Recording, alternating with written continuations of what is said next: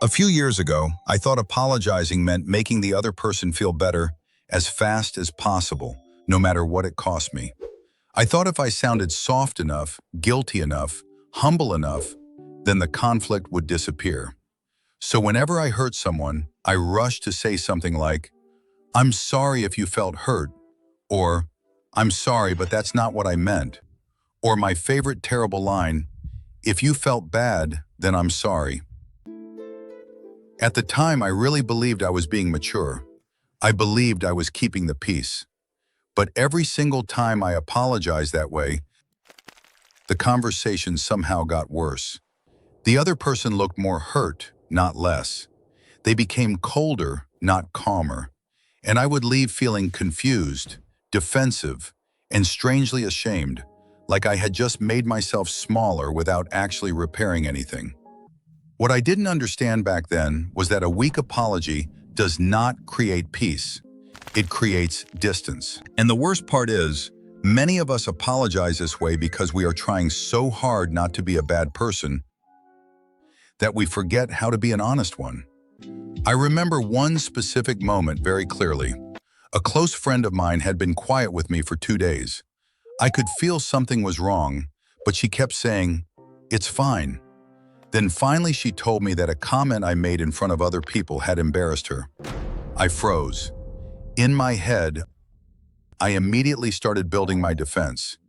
I didn't mean it like that. Everyone was joking. She's being too sensitive. I'm not a cruel person. But instead of saying those thoughts out loud, I tried to sound kind. So I said, "I'm sorry if you felt hurt. That really wasn't my intention." The second I said it, the room changed. Her face dropped. She looked at me and said, "Kaia, do you hear yourself?" I felt this hot wave of embarrassment move through my body, because in my mind, I had just apologized. But to her, it sounded like I was quietly blaming her for being hurt. And honestly, she was right. I thought I was being polite, but I was hiding. I was hiding behind careful words so I would not have to fully face what I had done. That night, I replayed the conversation over and over. I kept focusing on the same thing. I didn't mean to hurt her. I didn't mean it. I didn't mean it. But then something clicked for me that changed the way I see apologies forever. Intention matters, yes. But impact matters too. Just because I did not mean to cause pain does not mean pain did not happen. And when someone is hurting because of something I did, the first job of an apology is not to protect my image. It is to tell the truth. That was a hard lesson for me because I had always connected apologizing with losing. Losing power, losing dignity, losing the argument, losing my right to explain myself. I thought if I took full responsibility, I would disappear inside the shame of it. But I slowly learned that a real apology is not humiliation. It is self-respect with honesty. It is the ability to say, I can face what I did without collapsing into self-hatred and without running into excuses. So I started learning a better way. A real apology has 4 parts, and once I understood them, everything became clearer. The first part is the behavior. What exactly did I do? Not a vague, sorry for everything. Not a dramatic, I'm such a terrible person. Just the behavior, simple, direct, specific. I made a joke about you in front of other people. The second part is the impact. What did that behavior do to the other person? That embarrassed you and made you feel unsupported. The third part is responsibility. This is where many people fail because this is where ego starts fighting for its life. Responsibility sounds like, that was wrong of me, or I should not have done that. No escape door, no emotional smoke bomb, no secret shifting of blame. And the fourth part is the plan. What will I do differently next time? Next time, I will not make you the punchline in public. And if I have an issue, I will talk to you privately. That's it. Behavior, impact, responsibility, plan. When I first heard this structure, it sounded almost too simple. But then I realized why it works. Because it gives the other person what they are usually searching for in a painful moment. Clarity, safety, proof that you understand, proof that you are not trying to rewrite reality to save face. A lot of people think an apology is about saying the words, "I'm sorry," but honestly, those words alone mean very little. Someone can say, "I'm sorry," and still deny your experience, defend themselves, confuse the story, and make you feel crazy. What actually heals people is not just regret, it is recognition. It is hearing someone say, "I see what happened. I see what it did to you. I am not going to make you carry both the pain and the explanation." The hardest part for me was learning to remove the poison phrase, "but." I'm sorry, but you misunderstood. I'm sorry, but I was stressed. I'm sorry, but you also hurt me. I'm sorry, but that's not fair. That little word destroys more apologies than people realize. Because the moment "but" enters the sentence, the apology stops being an apology and turns into a negotiation. It becomes a courtroom. It tells the other person, "I will acknowledge your pain only if I can quickly place some of the weight back on you." And when people feel that, they do not feel repaired. They feel managed.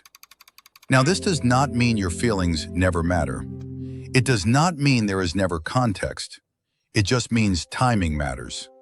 Accountability first, context later, if it is still needed, and if the relationship is safe enough for it. Many people rush to explain because they are scared that if they do not explain immediately, they will be seen as all bad. But real strength is being able to pause that fear and stay present. I practiced this with my friend a few days later. I went back to her, and this time I said, "I want to apologize again, properly. I made that joke about you in front of everyone. It embarrassed you, and instead of making you feel included, I made you feel exposed. That was wrong of me. I was trying to be funny, but I crossed a line, and that is on me. Next time, I will be more careful with what I say in public, and I will not use you as part of a joke." Then I stopped talking. That part was important too. I stopped talking. I didn't fill the silence with self-defense. I didn't beg her to say it was okay. I didn't ask for instant forgiveness to relieve my guilt. I just let the apology stand on its own feet. And something softened. Not magically, not in a movie-like way, but genuinely. She took a breath and said, "Thank you. That feels different." That sentence stayed with me. That feels different. Because it was different. For the first time, I apologized without disappearing and without performing. This is where I want to say something important. A good apology is not the same as self-abandonment. Some people avoid apologizing because they think it means surrendering their entire identity. They think, if I admit I hurt someone, then I am weak. If I take responsibility, I lose power. But the opposite is often true. People who cannot apologize are usually being controlled by shame. They are so terrified of looking bad that they become dishonest. A grounded apology actually shows inner stability. It says, "I can face my mistakes and remain whole. I do not need to lie, shrink, or attack. I can be accountable and still belong to myself."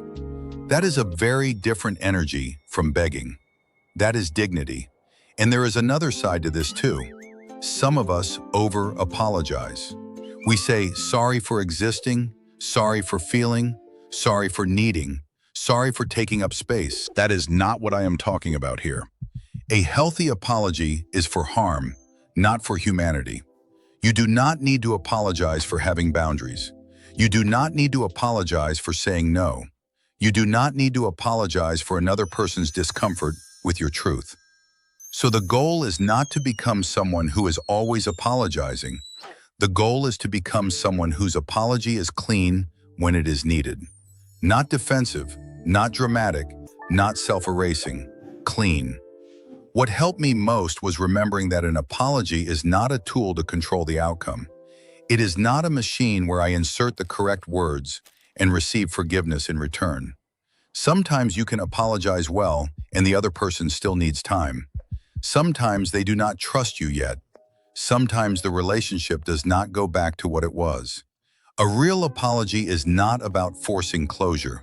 It is about offering honesty. It is about doing your part with integrity. Before, I used apologies like a panic button. I wanted the tension gone immediately. Now I understand that the purpose is not to end my discomfort.